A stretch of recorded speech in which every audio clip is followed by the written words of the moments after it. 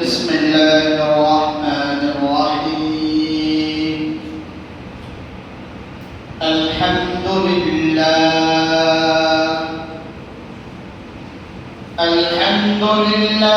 نحمده ونستعينه ونستغفره ونعوذ بالله من شرور أنفسنا من يهده الله فلا مضل له ومن يضلله فلا هادي له ونشهد أن لا إله إلا الله وحده لا شريك له ونشهد أن سيدنا وسندنا وحبيبنا وحبيب قلوبنا ومولانا محمدا عبده ورسوله أما بعد أعوذ بالله من الشيطان الرجيم بسم الله الرحمن الرحيم يا أيها الذين آمنوا استعينوا بالصبر والصلاة إن الله مع الصابرين বসেন পড়াশোনা সময় ধরে صدق الله المولانا العظيم قال النبي صلى الله عليه وسلم من أحب سنتي فقد أحبني ومن أحبني كان معي في الجنة أو كما قال عليه الصلاة والسلام إن الله وملائكته يصلون على النبي يا أيها الذين آمنوا صلوا عليه وسلموا تسليما اللهم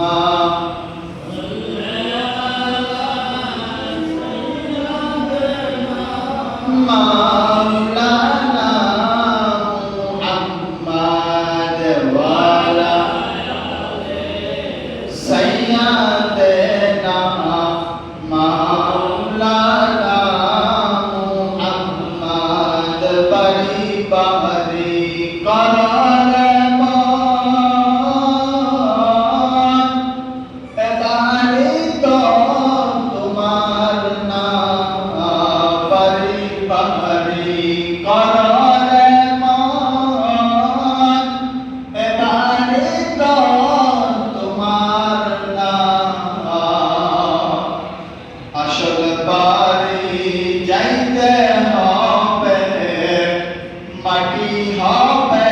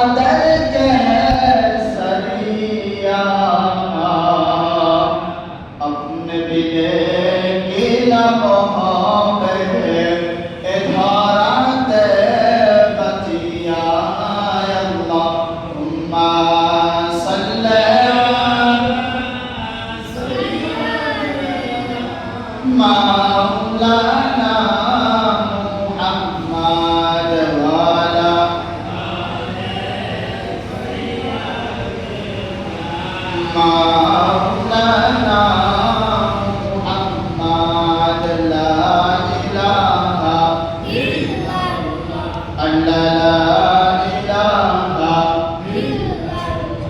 لا إله لا إله إلا الله محمد رسول الله لا إله إلا الله لا إله إلا الله لا إله إلا الله لا إله إلا الله حسبي ربي جل الله من في قلبي غير الله حسبي ربي جل الله من في قلبي غير الله نور محمد صلى الله لا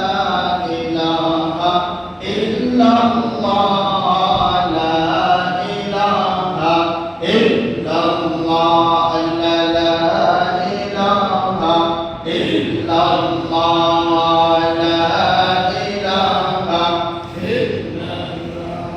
لا إله إلا الله لا إله إلا الله محمد رسول الله لا إله إلا الله الله الله الله الله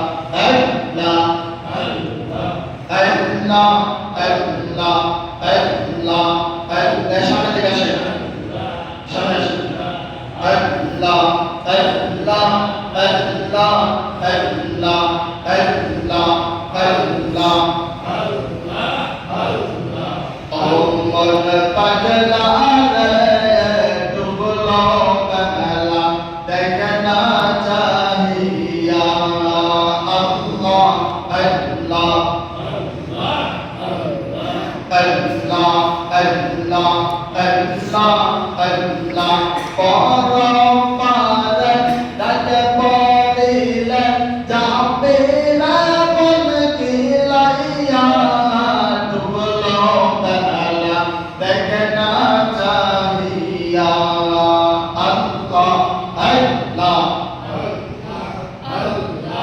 আল্লাহ আল্লাহ আল্লাহ तेरे शहादत बसर लगता या पुंसिरत पार देते तेरे शहादत बसर लगता या पुंसिरत पार देते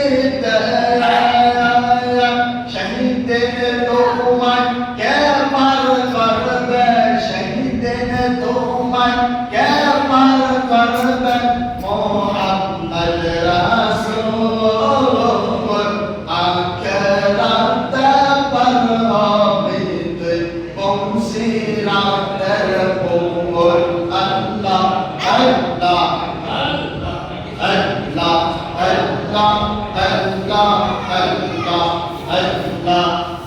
Allah, Allah, Allah, oh, mon pagla re, dublo bala, dekna chahiya, Allah, Allah, Allah, Allah, Allah, Allah, Allah, Allah, Allah, Shandar jikon, helai khalai farko.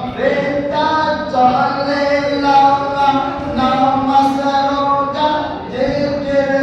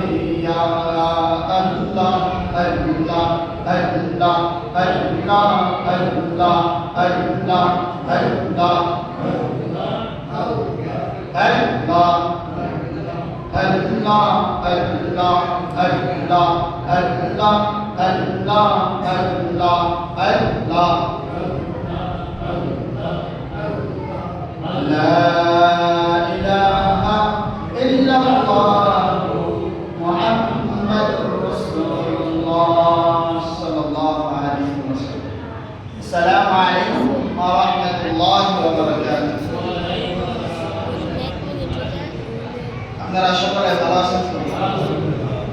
আল্লাহ রাব্বুল আলামিনের অশেষ মেহেরবানি যে মহান রব্বুল আলামিন আমাদেরকে পবিত্র জুমার দিন আমাদেরকে ভালোবেসে মহব্বত করে সর্বপ্রথম মসজিদে এসে রাসূল কারীম সাল্লাল্লাহু আলাইহি ওয়াসাল্লামের উপর দরুদ এবং আল্লাহ রাব্বুল আলামিনের শানে জিকির করতে পেরেছি। এজন্য আমরা সকলে দিল থেকে শুকরিয়া আদায় করি আলহামদুলিল্লাহ। এই আলহামদুলিল্লাহর মালিক কে?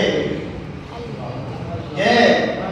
আসমানের মালিক, আল্লাহ। জমিনের মালিক, আল্লাহ। আমার মালিক, আল্লাহ। এই আল্লাহ যেহেতু আমাদের সকলের মালিক, তাই ঠিক না? তাহলে শুকরিয়া আদায় আসতে হবে না, জোর হবে। তার আমরা সকলে আস্তে শুকরিয়া আদায় করি আলহামদুলিল্লাহ। মহান রব্বুল আলামিন বলেন, বান্দা যখন তুমি শুকরিয়া আদায় দিল থেকে করো, আমি আল্লাহ তোমার উপর খুশি হয়ে তোমার একবার শুকরিয়ার বদলতে আমি তোমার উপর আরো দ্বিগুণ গুণ শুকরিয়া বরকত রহমত বাড়াই দিই। সুবহানাল্লাহ। এবং আল্লাহ রাব্বুল আলামিন বলেন যে তুমি যখন শুকরিয়া আদায় করো, তোমার আলহামদুলিল্লাহ আওয়াজ যতদূর পর্যন্ত যাবে, ওই আওয়াজটা যতদূর পর্যন্ত যাবে, ওই ভিতরে যত পোকা মাকড় আরো যত মাখলুকাত আছে তোমার সাথে, তারাও যখন আলহামদুলিল্লাহ বলবে, তোমার সাথে একবার যদি আলহামদুলিল্লাহ বলে আল্লাহ দশবার রহমত বরকত বাড়াই দেয়, তাহলে যদি এখানে কতগুলো মাখলুকাত আছে আমরা কি জানি? সম্ভব না। তাহলে এজন্য রাসূল কারীম সাল্লাল্লাহু আলাইহি ওয়াসাল্লাম বলেছে, যখন শুকরিয়া আদায় করবা জোরে আদায় করবা, যখন সুবহানাল্লাহ আলহামদুলিল্লাহ আল্লাহু আকবার করবা জোরে করবা, তাহলে সওয়াব আরো বেশি হবে। এজন্য আজকে আমরা কিসের জন্য আসছি? জুমার নামাজ আদায় করার জন্য। আল্লাহ রাব্বুল আলামিন বলেন, এই জুমার নামাজ আমি আবার আরেকটা জিনিস রেখে দিয়েছি, এই জুমার নামাজ মুমিনদের জন্য হজের কিছু করবে। সুবহানাল্লাহ। যদি মুমিন হইতে পারে প্রত্যেকটা দিন ইবাদতের জন্য আল্লাহ কবুল করে নেবেন। প্রত্যেকটা দিন ইবাদত হবে। আর যদি নিয়ত করি না শুক্রবার দিন সপ্তাহে একদিনই যাব মসজিদে, আর এই সপ্তাহের মধ্যে পারা দেব না, তাহলে শুক্রবার দিন বান্দা মসজিদে নাকি? আর অনেকে তো নিয়ত করে শুক্রবার যাব না, সারা বছর যাব না, শুধু ঈদের দিন। তারপরে নিয়ত করছে ঈদের দিন নামাজ পড়বে, আর কপাল করা আছে ঈদের দিনও নামাজ পড়ে না, সকালে ঘুমায়। ঈদের দিন নামাজও আসে না, ঘুমায়। এমন লোক নাই, আপনার আমার ঘরের ভিতরে আছে।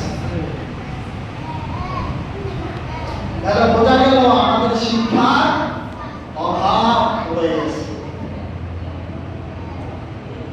এজন্য আমরা সারা গ্রাম করে দাওয়াত দিয়ে নামাজের জন্য, বাবা সারা গ্রাম করে তোমার দাওয়াত দেওয়া লাগবে না, আগে তোমার ঘরের ভিতরে নামাজ পড়ছি, আগে তোমার ঘরের ভিতরে রাসূলের সুন্নাত প্রতিষ্ঠিত করো, তারপরে তুমি সারা গ্রাম করে দাওয়াত দাও। তাতে কেউ কিছু বলবে না। যখন তোমার ঘর ঠিক থাকবে না, তুমি এক জায়গায় দাওয়াত দিতে গেলে তোমার সামনে কিছু না বলো, পিছন থেকে ঠাস মারা দিলে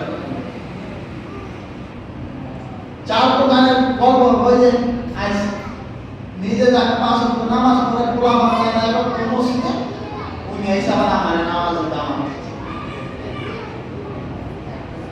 এটা হয়তো আপনার সামনে বলবো না, কিন্তু যখন এই কথাটা আপনার পিছনে বলা হবে তখন কথাটা কি হয়ে যাবে, বিবাদ হয়ে যাবে না? তাই এই জন্য সারাদিন ধরে খালি দাওয়াত দিলে হবে না, আগে নিজের ঘর ঠিক করা লাগবে। এই জন্য নামাজ আমিও পড়বো, ফ্যামিলিও পড়বে, জিকির আমিও করবো, আমার ফ্যামিলির লোকজন করবে, তাহলেই সেটা মহব্বত আসবে। এছাড়া কিন্তু মহব্বত আসবে না।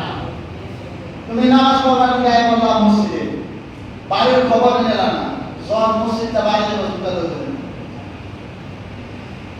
মুখের ভাষা খারাপ হয়ে যাবে, তাহলে তোমার এই আনন্দ কোনো কাজে বাবা। এজন্য ইমানকে বয়ে রাখতে হবে, এই মুখে না মুখে। রাসূলের মহব্বত মুখে না বুকে রাখতে হবে। রাসূলের মহব্বত শুধু মুখে না, পুরো ওয়াল বডিতে দেখাতে হবে রাসূলের মহব্বত। আমি রাসূলের মহব্বত করি মুখে দাঁড়িয়ে, আমি রাসূলের মহব্বত করি শরীরে রাসূলের সুন্নাত নাই, মাথায় রাসূলের সুন্নাত নাই, তাহলে রাসূলের মহব্বত হলো না বাবা। রাসূলের মহব্বত এত সোজা না। এখানে আল্লাহ রাসূল সাল্লাল্লাহু আলাইহি ওয়াসাল্লাম হাদিসের ভিতরে বলেছেন, মান আব্বা সুন্নতি ফাকাদ আব্বানি ওয়া মান আব্বানি কানা মাই ফিল জান্নাহ। যেই বান্দা, যেই উম্মত আমার সুন্নাতকে মহব্বত করলো, আমার দেখানো পথকে মহব্বত করলো, কাল কিয়ামতের দিন আমি তাকে মান আব্বা সুন্নতি ফাকাদ আব্বানি ওয়া মান আব্বানি কানা মাই ফিল জান্নাহ, আমি তার হাত ধরে জান্নাতে দেব। সুবহানাল্লাহ। আমার কাছে নিয়েছে এটা কারো রাসূলের মহব্বত তার ভিতরে থাকে। আল্লাহ রাসূল বলতেছেন, ওয়া মান আব্বানি কানা মাই ফিল জান্নাহ, আমি তার হাত ধরে জান্নাতে দেব। আমার কথা, আমার দাদাই বানাইছে কথা, রাসূলের কথা, রাসূলের বাণী। আল্লাহ রাব্বুল আলামিন বলতেছেন, যারা মুমিন তাদেরকে আল্লাহ অনেক পরীক্ষা করে। আয়ুব আলাইহিস সালাম, আয়ুব নবী, যিনি নাম শুনছেন না? আয়ুব নবী,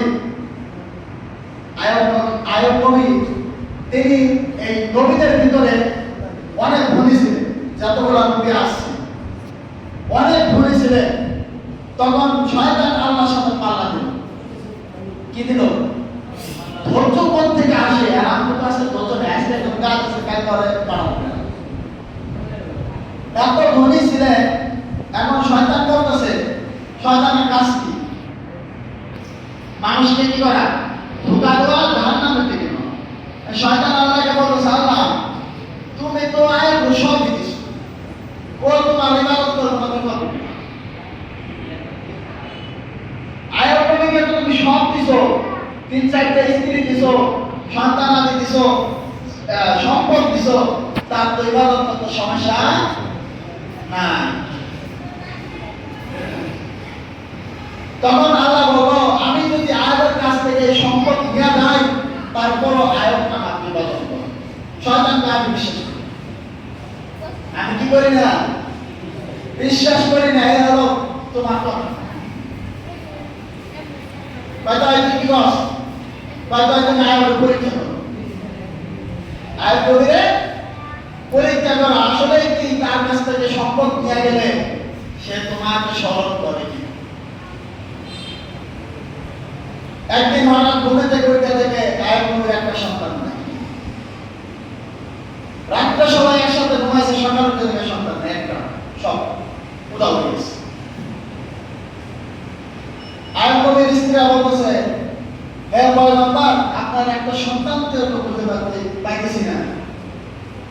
তিনি বলেন আলহামদুলিল্লাহ, আল্লাহ যা ভালো, আল্লাহ যা মনে করেন সেটাই ভালো। আল্লাহ যা ভালো মনে করে সেটাই আমার জন্য কল্যাণকর। আল্লাহর মান আল্লাহ দিছে, আল্লাহ দিয়ে দিছে, এটা আমি কি করব? এতে আমি কি করব? তিনি শুকরিয়া আদায় করেন আলহামদুলিল্লাহ। তারপরের দিন সকালে উঠে দেখে যে স্ত্রী তিনটা নেয়। তিনি আবার তার আরেক স্ত্রী যখন বললেন, এ পয়গম্বর আপনার স্ত্রী হবে, আল্লাহ যদি আল্লাহ নিয়ে যায় আমার কিছু করার নেই। ধৈর্য কাকে বলে? কিছুদিন পর তার কাছ থেকে সব সম্পত্তি কেড়ে নিয়ে, তারপরে তিনি আল্লাহ শুকরিয়া সারা না শয়তান কয় আল্লাহ এই এত কিছু নিচে আমার হবো, এতে আমার দোষ পরীক্ষা করার কি আছে? দোষ পরীক্ষা করার কি আছে? আর কিছু আমার নিয়ে গেছে কামে চলছে।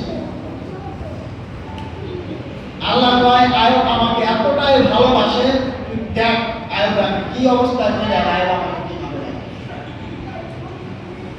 আয়ব নবীকে যখন কিরাই করলো, পুরা শরীর কোটে ভরে গেছে, শুধু এই দাঁত করা দেখা যায়,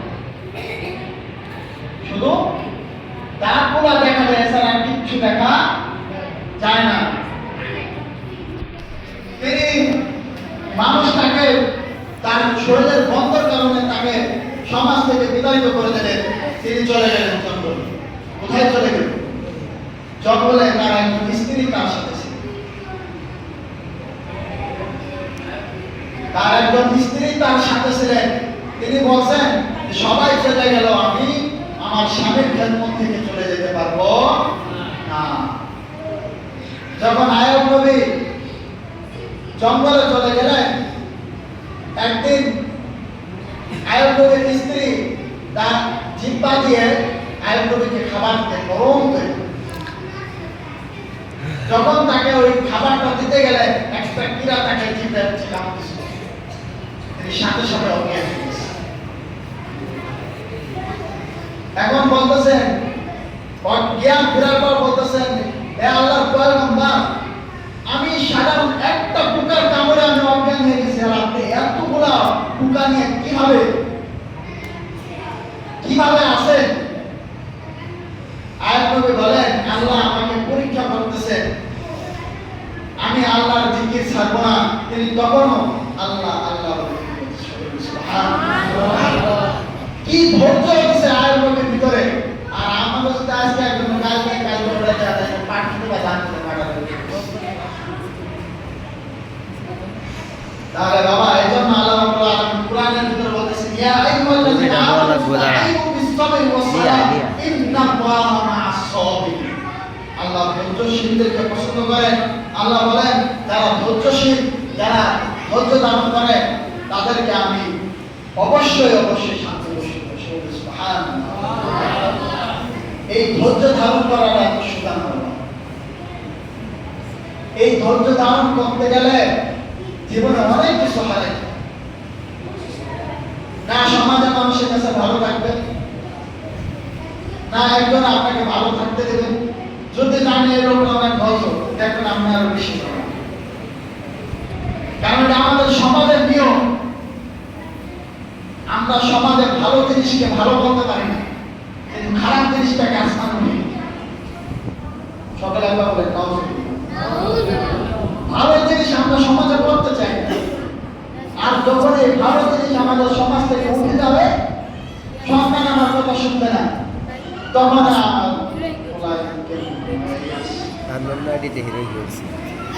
বাবা বাস্তব একটা কথা বলি, এই পৃথিবীতে বা পরকালে কোন কালে আল্লাহ এবং আল্লাহ রাসূল ছাড়া কেউ তোমার আপন হবে না। কেউ না 100%। তুমি যার জন্য আজকে এত মায়া করতেছো, তুমি একটু বিপদে পড়ে যাবে, সে তুমি চিনবে, তুমি কার মহব্বতে কার প্রেমে পড়তেছো, কার মহব্বতে কার প্রেমে পড়তেছো। যেখানে আজকে এক ছেলের ইনকাম ভালো হলে আরেক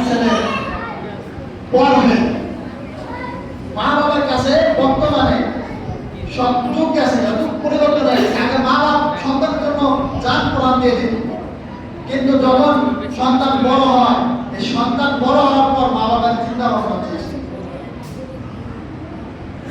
এক ছেলে যদি ইনকাম ভালো করে সে আপন, আর ছেলে ইনকাম খারাপ তাই সে কম। এই জন্য বাবা আল্লাহ রাসূল সাল্লাল্লাহু আলাইহি ওয়াসাল্লাম বলেছেন যে শেষ জামানা এমন অবস্থা হবে তোমার মা বাবা তোমাকে আপন মনে করবে না। এই জন্য আপন শুধু একজনই, আপন শুধু একজনই, আল্লাহ এবং আল্লাহ রাসূল। এছাড়া কাউকে তুমি আপন পাবে না। তুমি বলে করে দেখো, যদি বড় নিদানে ডাকো শুধু আল্লাহরে, তখন কি মা বাবাকে দিতে পারো? নিদানে বলে ডাকো আল্লাহরে, তখন ডাকতে ওরে মা আমার দেখো সাপ ভাই। কিন্তু মা বাবাকে কি ফেলে দেওয়া যাবে? যাবে? আমরা সকলে মা বাবাকে ফেলে দেওয়া যাবে? আল্লাহ রাসূল সাল্লাল্লাহু আলাইহি ওয়াসাল্লাম বলে, এক সাহাবা কেরাম, আল্লাহ রাসূলের এক সাহাবা, তিনি তার মায়ের সাথে যাবতীয় আচরণ শেষ। এই ঘটনাটা রাসূল কারীম সাল্লাল্লাহু আলাইহি ওয়াসাল্লাম উম্মতকে শিক্ষা দেওয়ার জন্য বর্ণনা করেছেন। এরকম যেমন স্ত্রীকে ভালোবাসতে বাসতে মা কথা ভুলে গেছে, মা কথা ভুলে গেছে, মাকে ঠিক মতো খাবার দিত না, ঠিক মতো দেখাশোনা করতো না।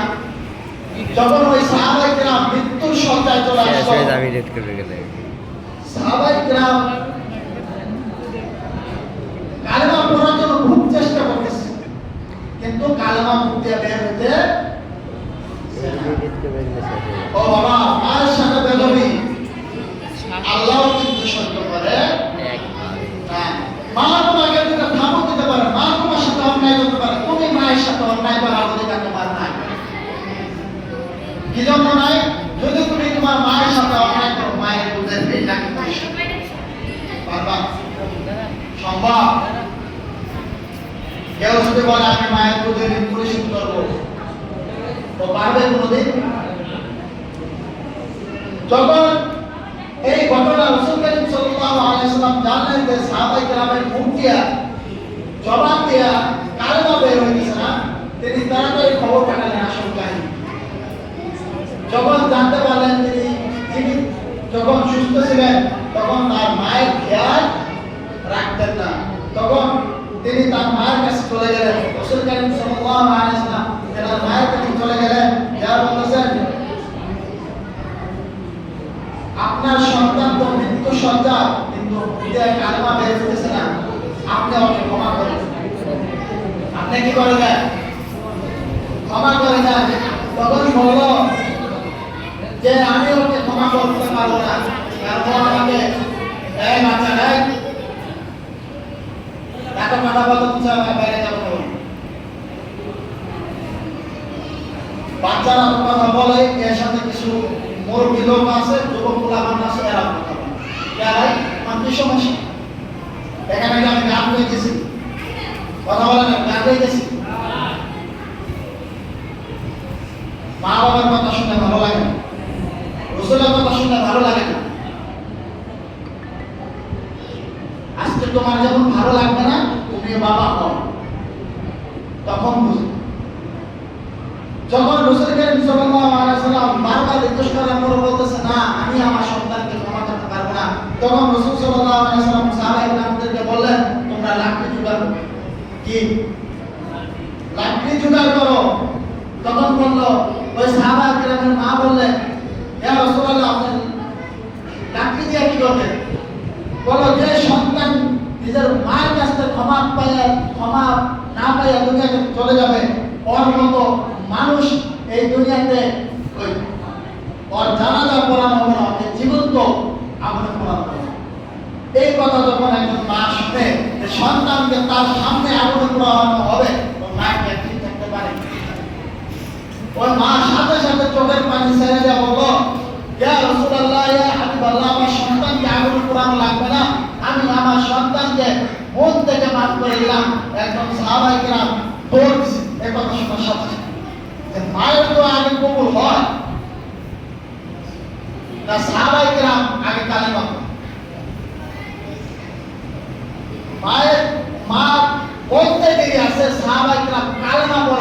দেওয়ার মতো দেরি। সকল বলি সুবহানাল্লাহ। বাবা মায়ের মনে কষ্ট দিয়া, বাবার মনে কষ্ট দিয়া জান্নাতের আশা করবা অসম্ভব। মা বাবা যদি কাফের হয় তাদের সাথে খারাপ ব্যবহার করা যাবে না। আল্লাহ রাব্বুল আলামিন আমাদেরকে দুনিয়াতে পাঠাইছেন তার ইবাদত করার জন্য। রাসূলকে পাঠাইছেন কিসের জন্য? আমরা নবীরা পর্যন্ত দোয়া করেছেন যে হে আল্লাহ আপনি আমাকে নবী না বানাই শেষ নবীর উম্মত বানাইতেন, মনে হয় আমি ধন্য হয়ে যাব। বাবা তোমারটা বাড়ি। কিন্তু আমরা কথায় আছে না, কষ্ট না করে যদি ফল পাওয়া যায় ওই ফলের দাম থাকে না, ওই ফল দিয়ে ঠিক তেমনি আমরা তো কষ্ট করি নেই। বাপ দাদা মুসলমান আছে, এর থেকে মুসলমান হয়েছি, মুসলমান পরিচয় দিয়ে রেখেছি, মুমিনা হইয়া দেখলাম না। এই জন্য বাবা মুসলমান আর মুসলমান দুটার ভিতরে পার্থক্য আছে। নাম দিছে মুসলমান, সুন্নাতে খাতনা করে কাম করতেছে ফেরেশতা বলে নাম দিছে মুসলমান। সুন্নাতে বিবাহ করাইতেছ, কাজ করতেছ বেদর্মী ইহুদিদের নাসারাদের বেদর্মীদের কি করতেছ? আল্লাহ ফরজ কায়েম করতেছ, আল্লাহ ফরজ কায়েম করতেছ, ইহুদিদের বিধান পালন করে। একবার নাউজুবিল্লাহ বলবেন না? আল্লাহ রাব্বুল আলামিন আমাদের সকলকে এই সমাজকে গুনাহমুক্ত এবং এই বেদরমা কাজ থেকে আল্লাহ রাব্বুল আলামিন আমাদের সকলকে হেফাজত করে। সকল বলে আমিন। যে কথাগুলো বললাম, দেখেন বাবা মা বাবা দুনিয়াতে যাদের গেছে তারা বুঝতেছে, আর যারা আছে তারা বুঝতেছে। যখন চলে যাব তখন বুঝবা, এখন বুঝবা না। এজন্য বাবা তাদের মা বাবা বেঁচে আছে, এখনই তোমার সময়, তোমার জন্য জান্নাত কিন্তু খোলা আছে। হয়তো এখন তুমি জান্নাতকে খোলা অবস্থায় ঢুকতে পারবা, বা বন্ধ করে অপশন যে রাস্তাটা আছে সেটাও তুমি দিতে পারো। এজন্য বাবা মা বাবার খেদমত করতে হবে, মা বাবাকে ভালোবাসতে হবে। যাদের মা বাবা চলে গেছে তাদের মা বাবার জন্য বেশি বেশি যত বেশি দোয়া করবেন। মা বাবার এখন তো দোয়া হয় না, মা বাবার ওই কবরের বাড়ির সামনে কবর দেয়, ওই অনুষ্ঠান হলে কবরের সাথে বক্স লাগায়, কবরের সাথে বক্স লাগায়। মা আমরা কি জন্য একলা আনন্দ করি, তোমরাও আনন্দ করো ফেরেশতাদের লাঠি মারি।